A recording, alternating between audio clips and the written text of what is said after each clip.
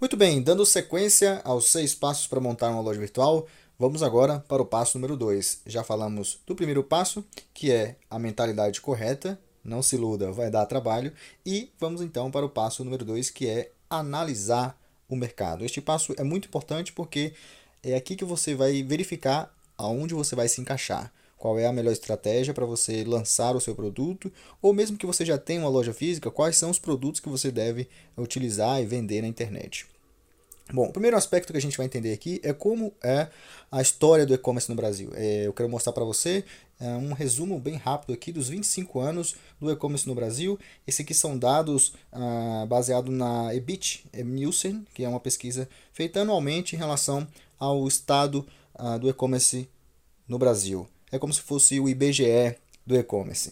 Então a gente tem aqui a chegada da internet no Brasil em 1990 e em 1995 já começa a ter as primeiras operadoras a comercializar através da rede mundial de computadores. Em 95 até 2006, a gente tem os primeiros varejistas, começam a abrir esse canal de vendas pela internet, aí tem o PDA Delivery, o Ponto Frio, Magazine Luiza começou a operar também nesse período, Americanas.com, a Vision Electron para pagamentos online. Aí a gente tem 2004, com a chegada das redes sociais, ainda não falava sobre isso, né?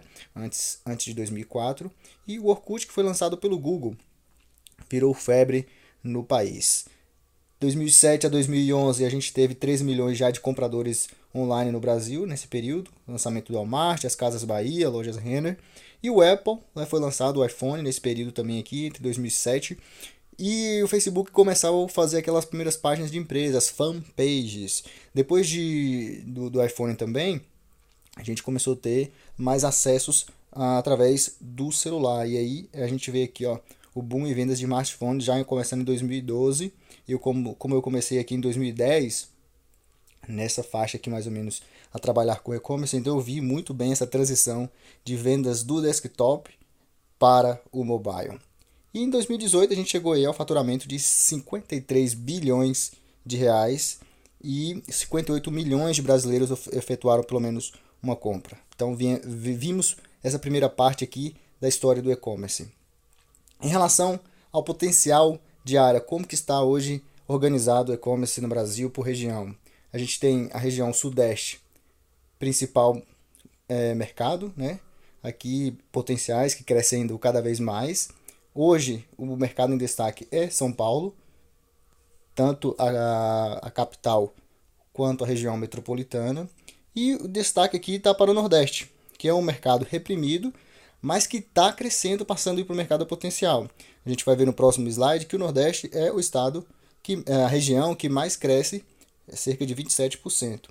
E aqui tem um mercado neutro, grande Rio de Janeiro, né, parte Rio de Janeiro total, e o centro-oeste do Brasil, que está aí de uma forma neutra, nem cresce nem diminui, se mantendo estável.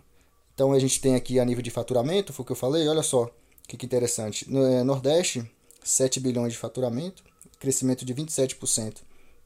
Região Norte cresceu 22%, Centro-Oeste 5%, Sudeste cresceu apenas 6% e o Sul cresceu também 20%. Então o Sul do Brasil também tem um crescimento aí anual bastante interessante.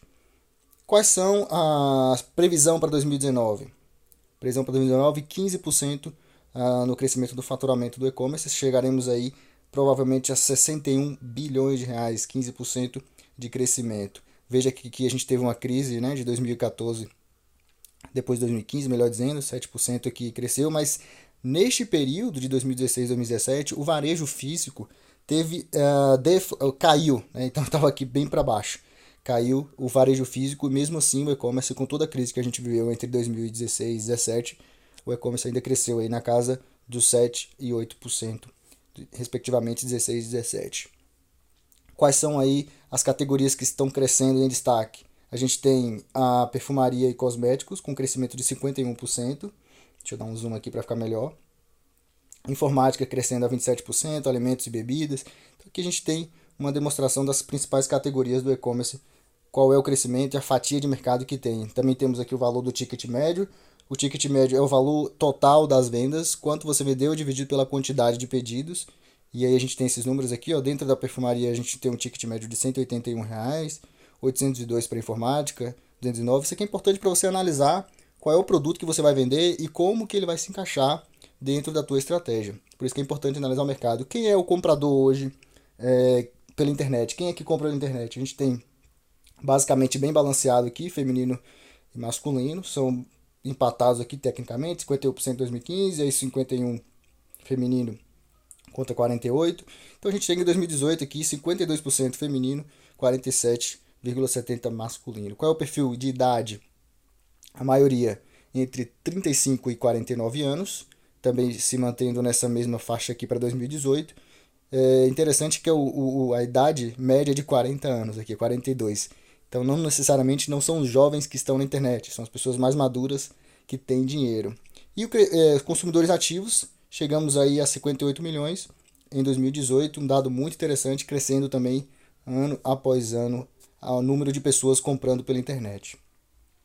O que é interessante, esse dado que eu trago aqui, é sobre o crescimento em números de pedidos no mobile, pelo celular. Olha só que interessante, a gente tem em janeiro de 2011, 0,1% das pessoas compraram através do celular. E em janeiro de 2019, 42% de todos os pedidos foram feitos através do celular. Então, é algo que você já precisa se preocupar em considerar na sua estratégia. Lembre-se de pensar primeiro para o celular e adaptar para o desktop, e não ao contrário. Geralmente a gente falava antes, né, que você deveria adaptar o seu site para o celular, mas hoje priorize o celular e adapte para o desktop. Bom, terminamos então aqui o passo número 2 de analisar o mercado. Você viu dados muito importantes. Na próxima etapa, no passo número 3, no próximo vídeo, nós vamos falar sobre planejamento. É o passo número 3. Eu te vejo no próximo vídeo. Um grande abraço.